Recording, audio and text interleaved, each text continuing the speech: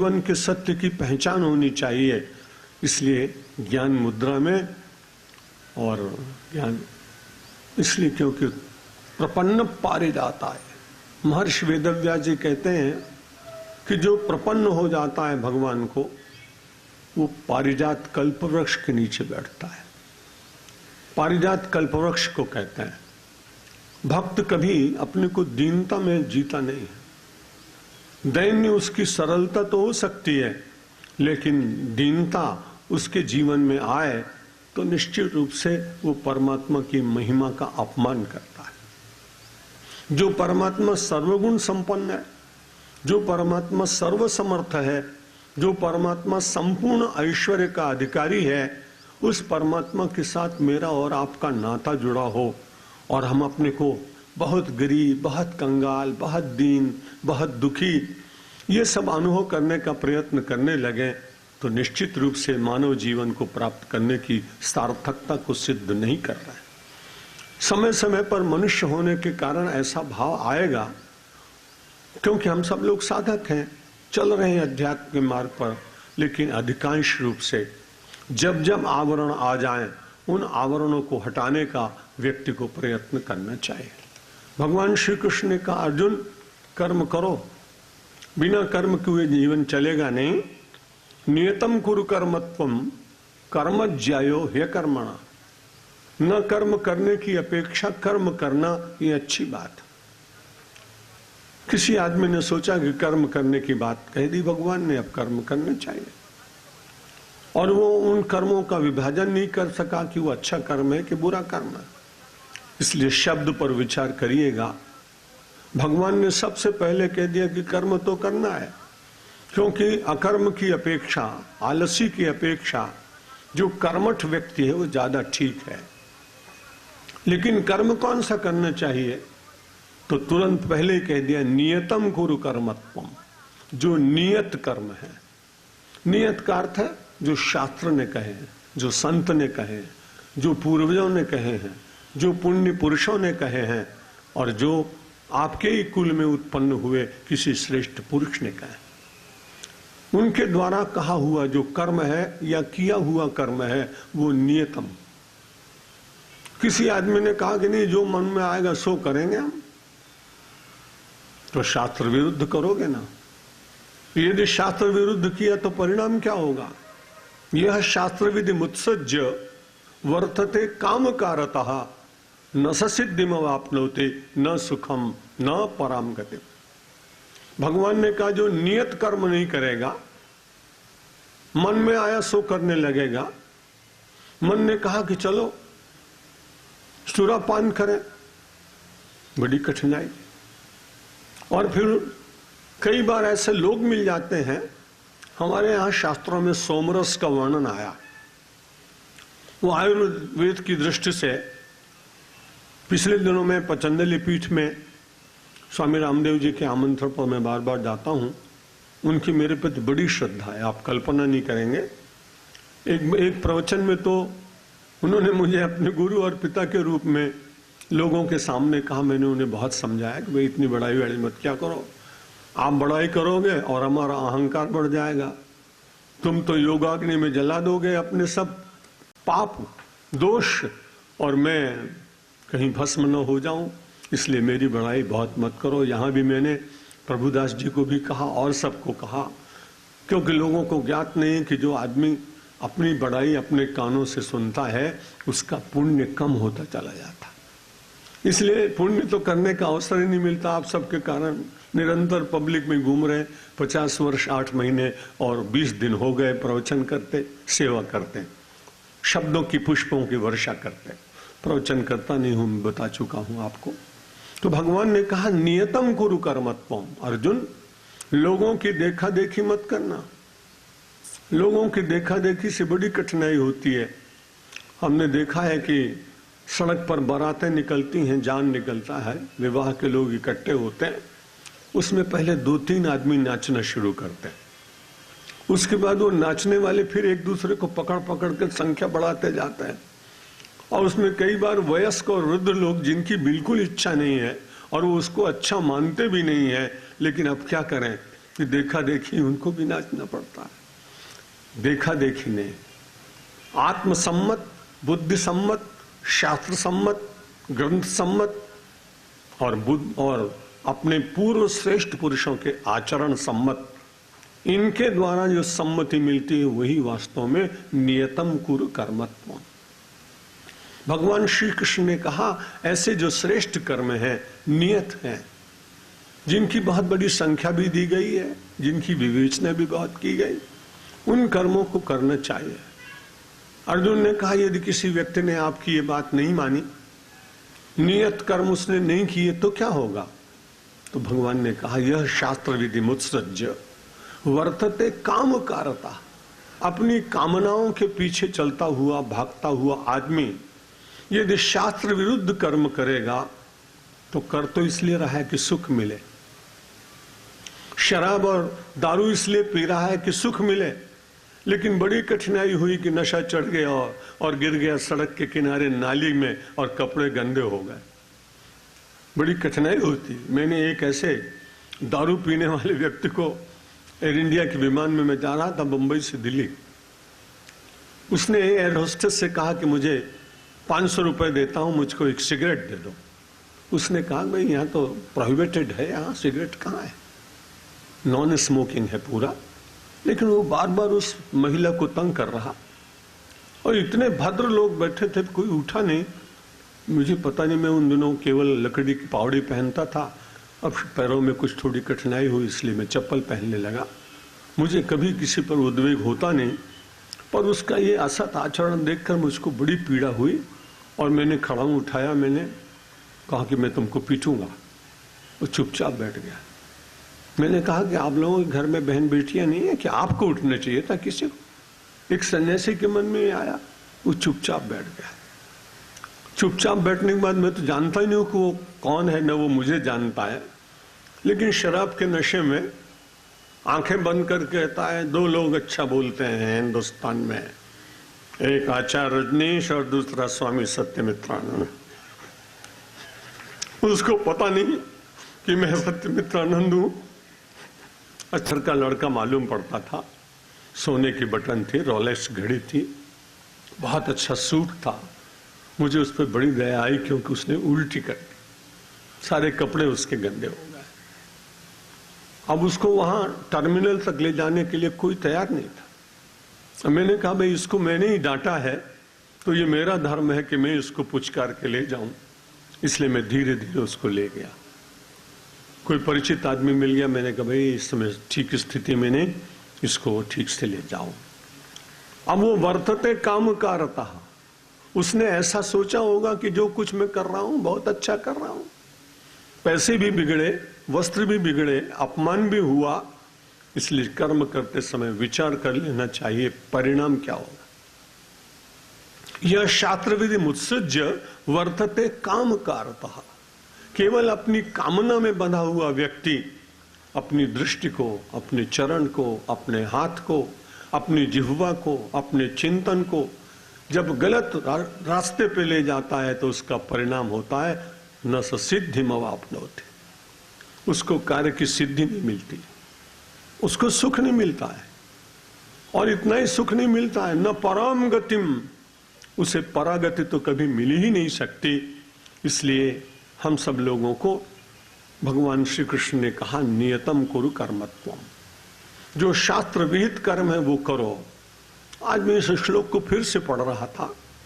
गीता सागर है, जितना गोता लगाएंगे श्रद्धा पूर्वक उस मां से कहेंगे कुछ नया दो।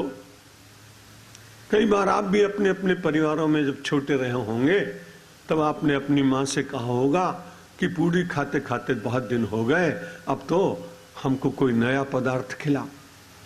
मां बड़ी दयामयी होकर आपको कोई नई वस्तु दे देती। हमारे लिए तो गीता माता, रामायण, भागवत यही हमारे माता पिता, इन्हीं के साथ हम बातचीत करते हैं ज्यादा, और फिर 1 घंटे तक, 1 कलाक तक आपके भीतर भगवान को ढूंढने की कोशिश करते हैं। तो मैंने कहा ये श्लोक तो कल हम पूरा कर चुके हैं, फिर आगे बढ़ना भी है, दिन थोड़े से शेष रहे, जितना रह जाएगा उतना हम बड़ी तेजी के साथ चलेंगे और जब तक उसकी व्याख्या मस्तिष्क में भगवान दे रहे हैं तब तक मैं आपको कहूंगा। तो भगवान ने कहा कि नियतम कुरु कर्मत्वम कर्म ज्यायो हे कर्मणः, न कर्म करते वालों से कर्म करने वाले ज्यादा अच्छे हैं। अब दूसरा शब्द बड़ा अच्छा कहा भगवान ने, शरीर यात्रा पीछते न प्रसिद्धेत अकर्मणः। बिना काम किए हुए तुमको शरीर की यात्रा भी पूरी नहीं करनी है। अब यहां यात्रा शब्द मैंने पढ़ा, मैंने कहा भगवान क्या बढ़िया बात आपने सुझाई हमको। जो साधारण रूप से चला जाता है वो प्रवास होता है, फिर आते जाते हैं उसको आवागमन कहते हैं। लेकिन भगवान ने कहा कि न शरीर ये परमात्मा का प्रसाद, बड़े भाग्य मानुष तन पावा कि सुर दुर्लभ सदग्रंथ ने गावा, कि नर तन पाई विषय मन देहि तो पलट सुधाते शठ विषले। बड़े भाग्य मानुष तन पावा, ये मनुष्य का तन बड़ी कृपा भगवान की हुई और आपके पुण्यों का एकत्रीकरण हुआ तो आपको ये मिला। इसलिए अब जो कुछ आप कर रहे हैं प्रकारांतर से अर्जुन के सामने अर्जुन को समझाते हुए मुझे और आपको भगवान कह रहे हैं ये शरीर तुमको केवल प्रवास करने के लिए नहीं मिला है, ये शरीर यात्रा करने के लिए मिला। आपका पूरा जीवन यदि यात्रा बन जाए तो निश्चित रूप से अपने आप ही पुण्य होने लगते हैं, क्योंकि जब आप यात्रा में जाते हैं तो बहुत सावधान रहते हैं। यात्रा का अर्थ ही है कि जैसा जीवन जिया जाए उससे कुछ श्रेष्ठ जीवन जिए। भूमि शयन बल कल बसन असन कंद फल मूल ते कि सदा सब दिन मिलहि समय समय अनुकूल। माता जी को राम जी ने कहा जानकी जी को कि देखो ये वनवास नहीं हुआ है, ये वन यात्रा में चल रहे हैं अपन, 14 वर्ष की वन यात्रा करेंगे। वहां सोने का सिंहासन नहीं मिलेगा, वहां चांदी के पाट नहीं मिलेंगे, वहां षड्रस व्यंजन नहीं मिलेंगे। भगवान श्री राम ने कहा यदि वन यात्रा करनी है तो मैं तुम्हें बता देता हूं कि करना क्या है और क्या सामने परिस्थिति आएगी। भूमि शयन बल कल बसन, जमीन पे सोना पड़ेगा, जंगल के पत्तों से बनी हुई कोई छोटी सी सादड़ी होगी या चटाई होगी। भूमि शयन बल कल बसन असन कंद फल मूल, और खाने के लिए कंद मूल मिलेंगे। जानकी जी ने कहा कि ठीक है। फिर भगवान ने सोचा कि वे किसी दिन ना भी मिले, वे बता देना चाहिए। भूमि शयन कल बल बसन असन कंद फल मूल ते कि सदा मिले समय समय अनुकूल। कभी ऐसा भी समय आ सकता है कि मिले और किसी दिन ना मिले। मानो हम सबको भगवान ने कहा कि तुम भी सब यात्रा कर रहे हो। उनकी वन यात्रा 14 वर्ष की थी, भगवान थे, मना कर सकते थे, शक्ति का प्रदर्शन कर सकते थे। विनोद में तो मैंने एक दिन कहा कि राम जी से एक भूल हो गई, अपने आराध्य से भूल हो गई, ऐसा मैं कह भी नहीं सकता, लेकिन मैं विनोद में कहा कि राम जी से एक भूल हो गई। 7 बजे जाना था, सूर्योदय हुआ तब जाना था वनवास में। दशरथ जी से इतना कह देते 10:30 बजे चला जाऊंगा। दशरथ जी मना नहीं करते, चलो 10:30 बजे चले जाओ। और भगवान श्री राम तुरंत हाई कोर्ट में जाके स्टे ऑर्डर ले आते, दशरथ क्या कर लेते, फिर तो उनको जाना ही नहीं पड़ता। लेकिन भगवान ने तुरंत मन में विचार किया कि हाँ कितना अच्छा हुआ, मुझे अपने भारतवर्ष की माटी के साथ संबंध स्थापित करने का अवसर मिलेगा। मैं वनवासियों से बात करूंगा, मैं गरीब लोगों के दुख को निकट से जानने की चेष्टा करूंगा, मैं उनके दिए हुए प्रसाद को बड़े प्रेम से ग्रहण करूंगा, जिससे संसार में लोगों को ये विश्वास होगा कि राम केवल 56 भोग नहीं खाते, राम तो वनवासी के बेर भी खाते हैं और केवट का प्रसाद भी खाते हैं। इस महिमा को स्थापित करने के लिए भगवान ने वन यात्रा की। हम सब लोग जब से बुद्धि संभालते हैं, यदि ऐसा विचार कर लें कि ये शरीर एक यात्रा के रूप में मिला है, ये संसार के जितने कर्म हैं उनको यात्रा रूप से यदि स्वीकार करें तो भगवान कहते हैं शरीर यात्रा भी न प्रसिद्धेत अकर्मणा। आलसी और निकम्मे लोगों को ये शरीर यात्रा भी पूरी नहीं हो पाएगी। और यदि शरीर को यात्रा का माध्यम बनाया तो निश्चित बात है कि जब आप यात्रा में जाते हैं, और गुजरात के भाई मुझे बहुत अच्छे लगते हैं, बहनें बहुत अच्छी लगती हैं, क्योंकि मुझे भोजन देती, मगर मैं इनको बड़ाई नहीं करूंगा तो बड़ी कठिनाई होगी। लेकिन वास्तविकता यह है, लंदन से लेस्टर केवल 100 किलोमीटर है, 200-150 किलोमीटर के चाल से गाड़ी चलती है। अब मैं लंदन से जब लेस्टर जाता हूं, जिसके घर में ठहरा हूं, बिस्किट भी रख देगा, फरसाण भी रखेगा, कोका कोला भी रखेगा, ठंडा पानी भी रखेगा। मैंने कहा 1 घंटा 10 मिनट में मैं पहुंच जाने वाला हूं। मैंने देखा ये सब बड़े अच्छे हैं। छोटी सी यात्रा करनी हो तो भोजन की सामग्री इनके साथ जरूर होती है, बड़ा अच्छा लगता है। मैंने देखा ये सब बड़े अच्छे हैं। छोटी सी यात्रा करनी हो तो भोजन की सामग्री इनके साथ जरूर होती है, बड़ा अच्छा लगता है। आप छोटी सी यात्रा में गए तो इतनी वस्तुएं रखी, और जीवन की यात्रा 80 वर्ष, 70 वर्ष, 60 वर्ष, 50 वर्ष सबकी जीवन की यात्रा है। इसलिए इसके लिए भी तो कुछ भातु रखना चाहिए, इसके लिए भी तो कुछ पाथे एकत्र करना चाहिए।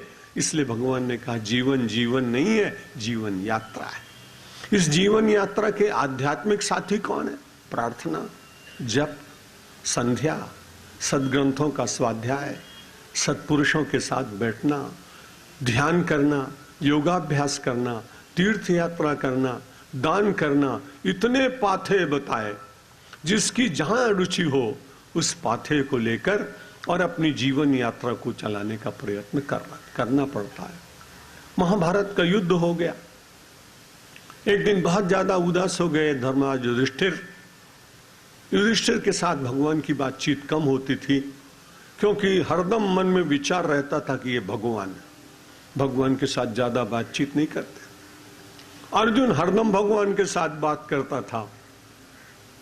जब युधिष्ठिर देखते कि अर्जुन बहुत भगवान के साथ बात करता, तो एक दिन पूछा कि भगवान के साथ बहुत बात करता है। बोला आप तो भगवान को भगवान मानते हैं, आप कैसे बोल सकते हैं? लेकिन मेरे तो भगवान सखा है, और मित्र के साथ नहीं बोलूंगा तो किसके साथ बोलूंगा? इसलिए वो उनके साथ मित्र। लेकिन युधिष्ठिर की उदासी देखकर अर्जुन ने कहा कि मेरा बड़ा भाई उदास है, भगवान के पास चलें, ले चलते हैं। क्या हुआ? अब युद्ध जीत गए, कौरवों का पतन हो गया, अब किस बात की उदासी है? युधिष्ठिर ने कहा महाराज बहुत लोगों की हत्या हो गई, पाप लगा है, इसलिए मन बड़ा घबराता है, बहुत चिंता में हूं। भगवान ने कहा गीता सुनने के बाद भी तुमको ऐसा लग रहा है? तुमने कोई अपने स्वार्थ के लिए तो मारा नहीं, तुमने तो मेरी सहायता की है। यदा यदा हि धर्मस्य ग्लानिर्भवति भारत अभ्युत्थानम अधर्मस्य तदात्मानं सृजाम्यहम्। तो मेरे उस कार्य में तुमने सहायता की है, असत का संहार किया है, कालिमा को मिटाया है, अंधकार को समाप्त किया है, दुष्टों का दलन किया है, आसुरी वृत्ति के लोगों को धराशायी किया है। इसमें तो तुम मेरे सहायक रहे हो, तुम क्यों उदास हो? कहा महाराज फिर भी हो, कई ब्राह्मणों का भी वध हो गया है बड़ी, तो क्या करना चाहते हो? उन्होंने कहा महाराज यात्रा करके आए तो उसके बाद हमको ऐसा लगता है कि हम ठीक हो जाएं। बहुत अच्छी बात, जाओ। जाने लगे यात्रा करने के लिए। भगवान ने कहा युधिष्ठिर जरा आना, मैं भूल गया था। मैं घूमता घूमता कहीं गया था तो एक बाबा जी ने, एक संत ने मुझको एक तुम्बी दी थी, गोल एक होती है अयोध्या की तरफ दूधी। जब वो सूख जाती है तो उसके भीतर का भाग निकाल देते हैं और वो पानी पीने के काम में आती है, उसको तुम्बी कहते हैं। भगवान ने कहा तुम यात्रा में जा रहे हो तो मेरा भी एक काम करना, उसमें से जरा सा टुकड़ा तोड़कर भीतर का भाग युधिष्ठिर के हाथ में दिया, कहा खाओ इसको। खाया तो बड़ी कड़वी थी, तो बोला तुम भी ले जाओ, सब तीर्थों में स्नान कराना, इसको भी स्नान करा के लाना। सब तुम्बियों को जहां जहां स्नान किया, लौटे वर्ष भर के बाद। भगवान ने कहा तुम्बी में जरा सा तोड़ा, खुद खाया, उसको खिलाया, कहा ये तो तुम जब गए थे उस समय भी इतनी कड़वी थी और अब भी उतनी कड़वी, ये क्या हुआ, तुम्हारी यात्रा में कैसा रहा? भगवान ने कहा कि तुम्हारी यात्रा तो ठीक हुई, लेकिन वास्तविक यात्रा क्या करनी चाहिए वो मैं तुम्हें बताता हूं। यात्रा का निषेध नहीं किया, क्योंकि तीर्थ में गए तो महात्माओं का दर्शन हुआ, प्रकृति का दर्शन हुआ, प्रपात का दर्शन हुआ, पक्षियों का दर्शन हुआ, कलरव गान सुनने को मिला, प्रपातों के संगीत सुनने को मिले, हिमालय की श्वेतता देखने का अवसर मिला, देवदार वृक्ष हिलते हुए उनमें देवताओं की ध्वनि सुनने को मिली, ये सब बहुत अच्छा हुआ। लेकिन भगवान ने कहा देखो, शरीर यात्रा को पूर्ण करने के लिए मैं तुम्हें कुछ दूसरी बात बताता हूं कि आत्मा नदी संयम तो ये पूर्णा सत्यावहा शील तटादयोर में तत्राभिषेकम कुरु पांडुपुत्र न वारिणा शुद्ध्यति चांतरात्मा। वारिणा अंतरात्मा न शुद्ध्यति, केवल जल के द्वारा अंतरात्मा की शुद्धि नहीं होती। इसलिए जो अब तुम्हारे दिन शेष रहे, वो यात्रा तुम करके आए, बहुत अच्छा हुआ, संतों के आशीर्वाद मिले होंगे, भगवान के देवताओं के स्वरूपों का दर्शन हुआ होगा, लेकिन जो शरीर यात्रा तुम्हारी शेष रही है उसमें तुम्हें कहां स्नान करना है, कहां पवित्रता प्राप्त करनी है, ये मैं तुम्हें बताता हूं। आत्मा नदी, अपनी आत्मा की नदी में स्नान करो, और आत्मा की नदी में स्नान करते करते देहाध्यास टूट जाता है, देह का अभिमान मिट जाए और धीरे धीरे आत्माभ्यास हो जाए तो शरीर में जो कुछ घट रहा है उसकी प्रतीति नहीं होती। चाहे वो शहीद हो और चाहे वो संत हो, जब उसका देह के प्रति बहुत प्रेम नहीं होगा तो लक्ष्य के प्रति प्रेम हो जाता है। पाटीदार समाज में मैं परसों जब प्रवचन करने गया तब मैंने वो बात भगत सिंह की सुनाई थी, बहुत सारे श्रोता थे, कुछ नए होंगे। मुझे ऐसा लगता है कि भगत सिंह को इतनी बड़ी वेदना निकट में है, फांसी का फंदा गले में लगने वाला है, लेकिन देह की चिंता नहीं। क्यों? जब देह की चिंता नहीं हो तो उससे जो श्रेष्ठ कुछ होता है, मनसस्तु परा बुद्धे यो बुद्धे परतस्तु सहा, मन से श्रेष्ठ बुद्धि और बुद्धि से श्रेष्ठ आत्मा। बुद्धि से विचार करते करते जब व्यक्ति ने सोच लिया कि मैं देह नहीं हूं, जो सुख दुख आएगा उसको स्पर्श देह से होगा, लेकिन आत्मा से नहीं होगा। जब ये दीर्घ दृष्टि और उच्च दृष्टि आती है तो कई बार महापुरुषों को अपने शरीर के कष्ट का ज्ञान नहीं होता। पूज्य यहाँ के बड़े श्रेष्ठ महापुरुष हो गए, रंग अवधूत जी महाराज, शारीरिक दृष्टि से कठिनाई थी पर कभी उनके मुंह पर उदासी नहीं देखी। रामकृष्ण परमहंस जैसा महापुरुष जिसके गले में 3 वर्ष तक 4 वर्ष तक और वो कैंसर का रोग हो गया, बोल नहीं पाते थे। एक दिन विवेकानंद के मित्रों ने कहा कि गुरुजी अपने काली माता से प्रार्थना क्यों नहीं करते हैं कि उनका रोग ठीक कर दे। बात तो ठीक थी। विवेकानंद ने दबे दबे स्वर में अपने गुरुदेव से कहा कि महाराज मुझे कोई सलाह देने का अधिकार नहीं, आप मेरे गुरु हैं, लेकिन मैं सोचता हूं कि काली माता से आप प्रार्थना करते तो आपका ये रोग मिट जाता क्या? कब का मिट जाता? रामकृष्ण देव ने कहा तुम्हें रोग मुझे 3 वर्ष से है, मैंने कभी एक क्षण के लिए तुमसे कभी अपने रोग की बात कही है क्या? हाँ महाराज, कभी नहीं कही। तो तुम्हें ऐसा नहीं लगता है कि रोग कहीं और मैं कहीं हूं? रोग शरीर में है और मैं आत्मा में हूं, इसलिए रोग होने पर भी ऐसे दिव्य महापुरुष अपनी यात्रा में उस यात्रा का जो फल है उसके साथ अपने को जोड़ कर रखते हैं।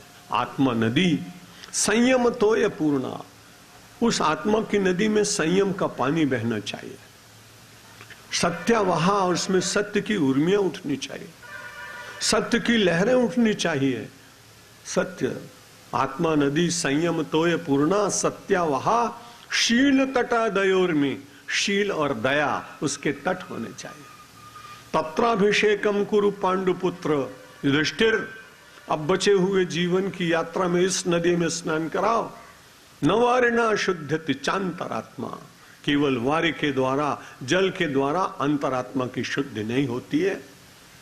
भगवान ने अर्जुन को कहा, ये जो देह मिली है इससे सत्कर्म करते जाओ और बार बार विचार करना कि ये शरीर यात्रा कर रहा है। यदि इसको आपने आवागमन और प्रवास माना तब अटखेलियां करते हुए असत मार्ग पर भी चले जाएंगे।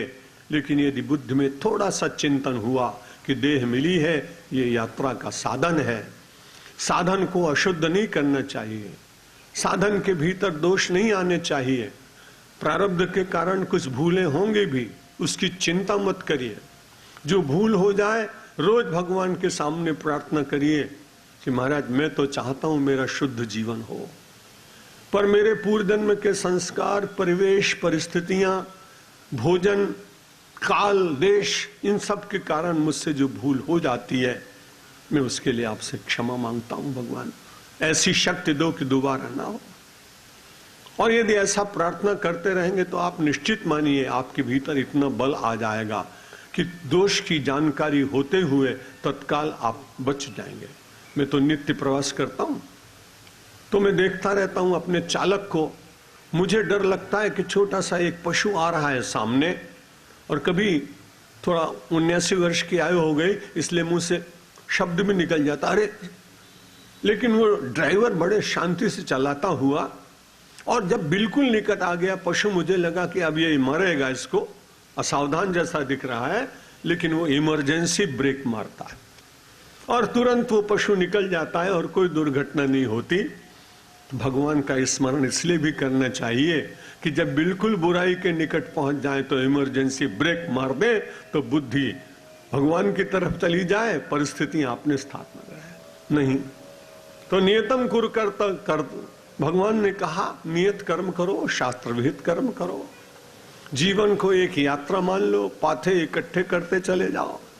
थोड़ा थोड़ा इकट्ठा करने से सद्गुण अपने आप समुद्र बन जाता है, सरोवर बन जाता है, गुणों के, सद्गुणों के आप पुंज बन जाते हैं, दैवी संपत्ति के आप अधिकारी बन जाते हैं। फिर कर्म कैसे करें भगवान? बड़ी अच्छी बात आपने सुना दी।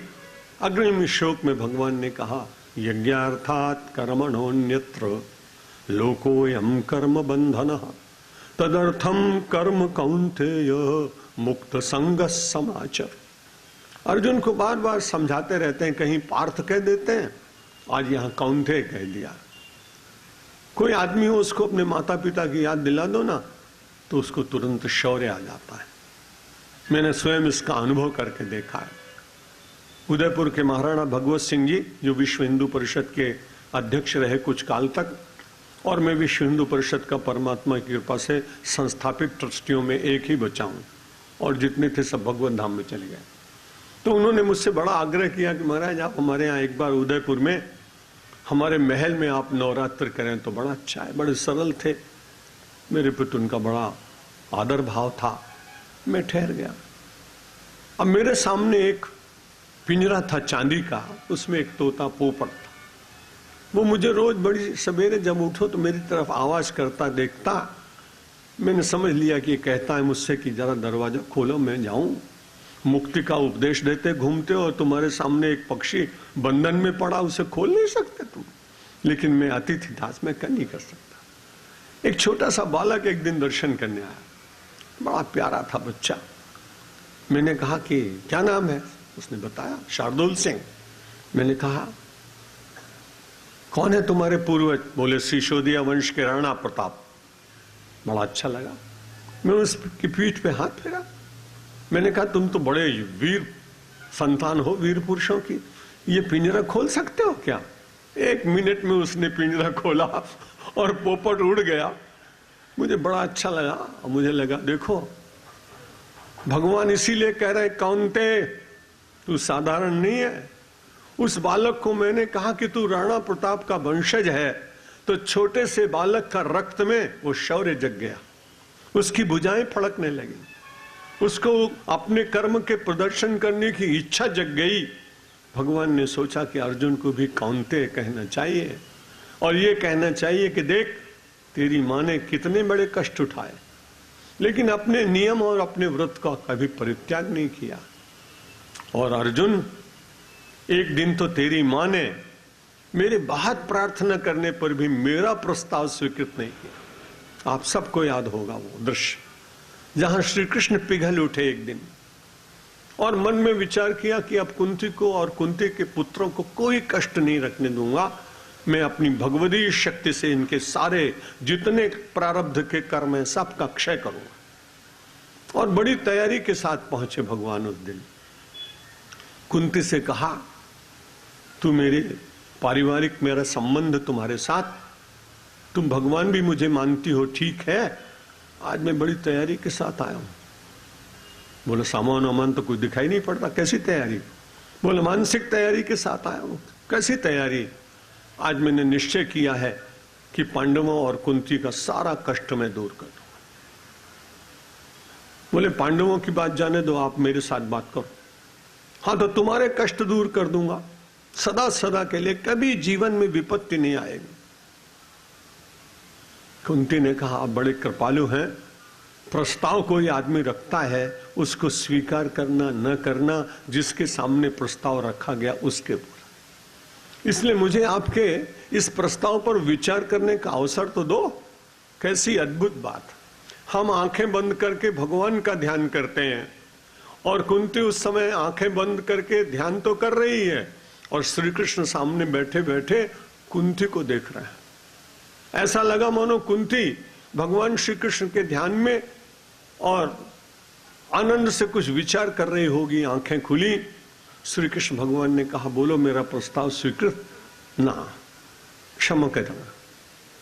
आपने कहा विपत्ति मिटाऊंगा और मैं आपसे कह रही हूं कि 13 वर्ष के लिए जो विपत्ति आई है ना, उसको सारे जीवन के लिए लंबा कर दो, बड़ा कर दो। विपदा संतु न शाश्वत तत्र तत्र जगत गुरो भवतो यद दर्शनम स्यात् अपुनर्भव दर्शन। मेरी विपत्ति सदा मेरे साथ रहे। क्यों? कि सुख के माथे सिल परे, कि नाम हृदय ते जाए, बलिहारी व दुख की जो पल पल नाम रटाए। उस सुख के ऊपर शिला पड़ जाए, पत्थर पड़े, मुझे नहीं चाहिए।